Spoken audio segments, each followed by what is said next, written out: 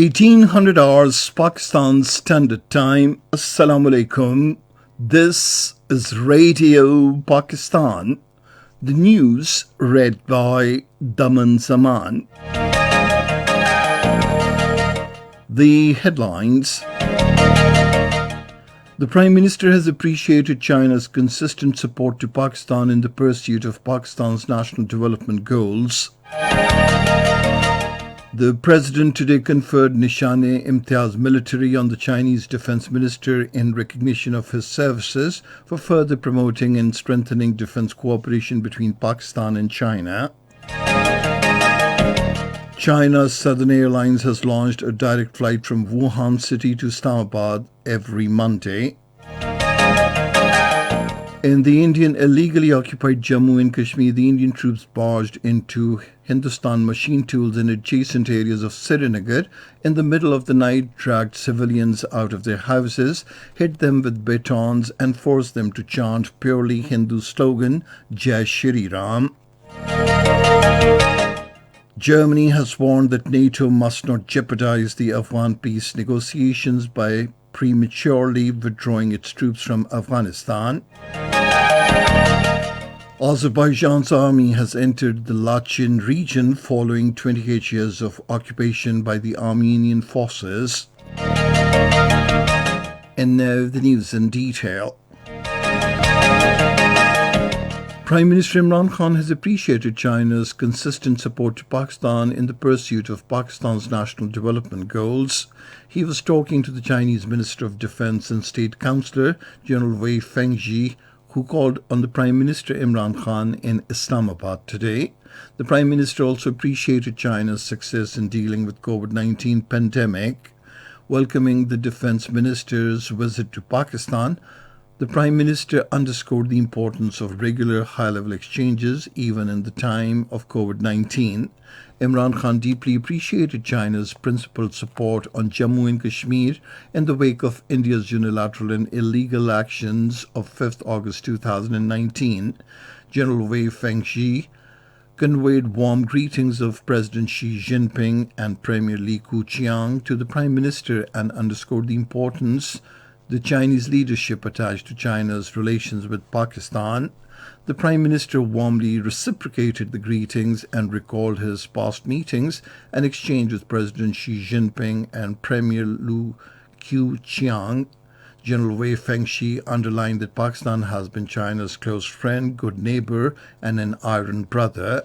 Underscoring the depth and breadth of China-Pakistan ties, he conveyed Chinese leadership's firm commitment to further strengthening China-Pakistan ties in a host of areas.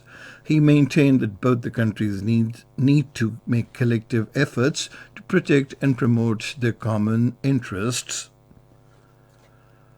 The President, Dr. Arif Alvi, says friendship with China is the cornerstone of Pakistan's foreign policy. Talking to the Chinese Defense Minister Wei Fengzhi, who called on him in Islamabad today, he said Pakistan wants to strengthen its relations with China to confront the security challenges faced by the region.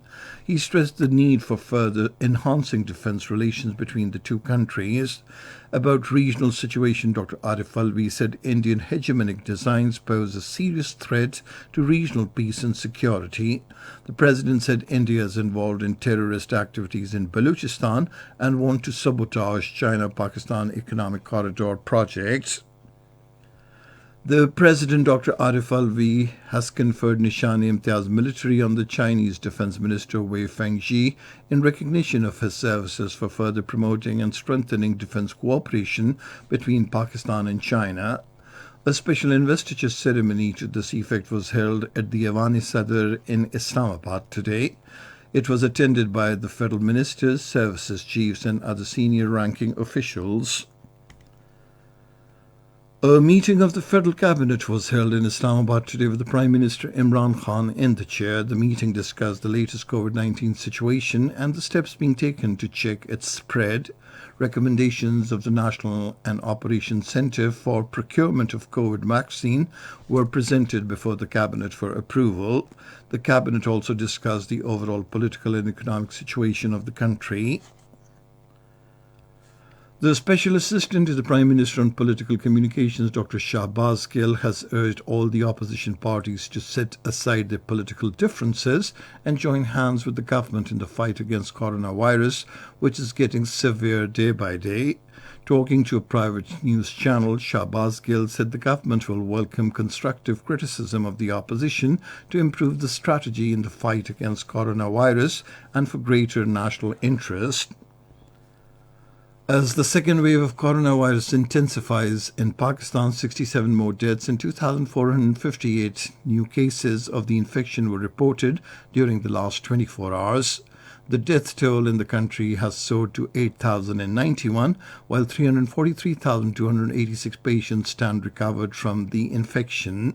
There are now 400,482 confirmed cases in the country, out of which 2,165 are in critical condition. The government of Japan is offering 1 month training to 80 Pakistani nationals in its 60 programs during the current fiscal year.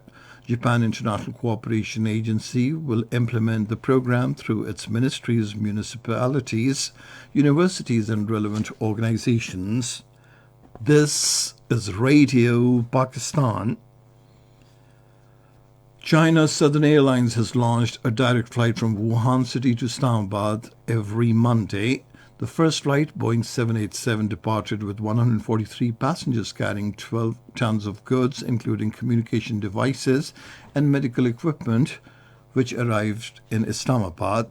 In line with the current COVID-19 prevention and control measures, passengers of direct regular commercial flights from Pakistan to China are required to complete nucleic acid tests and produce certificates with negative results. The Special Assistant to the Punjab Chief Minister on Information, Dr. Firdaus Ashikawan, has said the government is pursuing a digitalization policy to bring solid reforms in all institutions, including the Office of the Directorate General Public Relations. Talking to newsmen in Lahore today, she said proposal for setting up of Punjab Information Academy to be submitted to the Chief Minister soon. Firdaus Ashikawan said the Chief Minister has accorded approval for the establishment of a modern bus terminal at Thokar Niaz Beg in Lahore, while the design of the proposed terminal will be submitted on the 10th of this month. In the Indian illegally occupied Jammu and Kashmir, the Indian troops barged into the Hindustan machine tools and adjacent areas of Srinagar, dragged civilians out of their houses, hit them with rods and batons, and forced them to chant purely Hindu slogan, Jai Shri Ram. Several people received multiple injuries in the forces' action.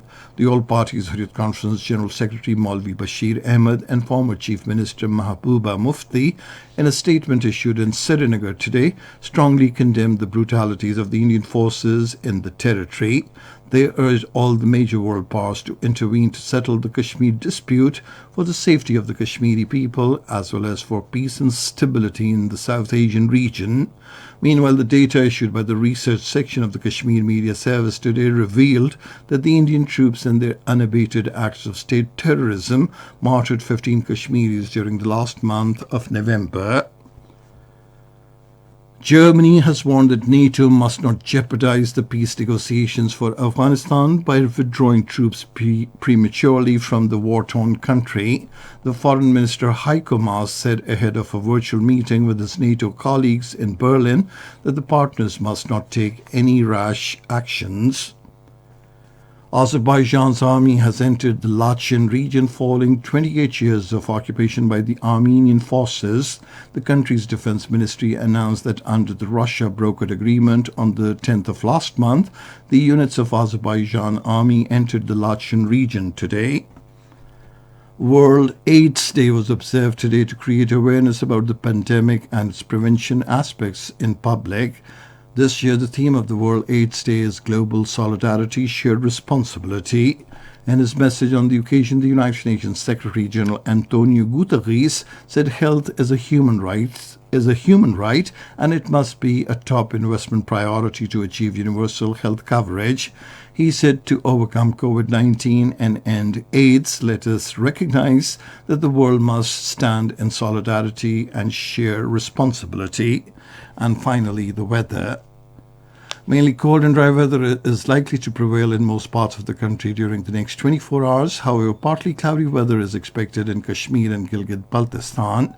And that is the end of this news bulletin. For more news and analyses, log on to our website, radio.gov.pk, and you can also watch the live video streaming of our bulletins on the link facebook.com/Radio Pakistan News Official.